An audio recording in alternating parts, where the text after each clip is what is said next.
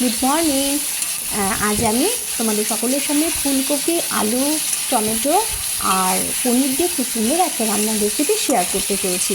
তো ফুলকপি, আলু, টমেটোগুলো একটু লবণ দিয়ে আমি তেলের মধ্যে ভেজে নিচ্ছি, যাতে ভালো করে মশলা সবজিটা ভাজা হয়ে যায়। এবার গুঁড়ো মশলাগুলো দেখতে পাচ্ছ তোমরা সবাই এখানে। তো গুঁড়ো মশলাগুলো এখন আমি একটা শুকনো কড়াইয়ের মধ্যে ভেজে নিচ্ছি। তারপর একটা বাটিতে করে নিয়ে ভাজা মশলাগুলোকে একটু জল দিয়ে ভালো করে পেস্ট করে ওই সবজির মধ্যে দিয়ে দিলাম। তার আগে বলাই আছে যে এখানে লবণ দিয়ে ভেজে নেওয়া হয়েছে। এবার ভালো করে মশলাটাকে কষিয়ে নিচ্ছি, যাতে সবজির মধ্যে সমস্ত মশলাগুলো ঢুকে যায়। এবার সামান্য একটু জল দিয়ে দিলাম। এবার যে পনিরগুলো ছিল হলুদ লবণ দিয়ে ভেজে রাখা, সেগুলো ছড়িয়ে দিলাম উপরে, ভালো করে যাতে পনিরের মধ্যেও মশলার সমস্ত কিছুগুলো ঢুকে যায়, যাতে পানসা না লাগে। এবার একটু জল দিয়ে ভালো করে সবজিটাকেই করছি। তারপর এই চিনি দিয়ে দিলাম, লবণ তো আগেই দেওয়া ছিল, চিনি দিয়ে দিলাম। এবার গরম মশলা দিয়ে দিলাম।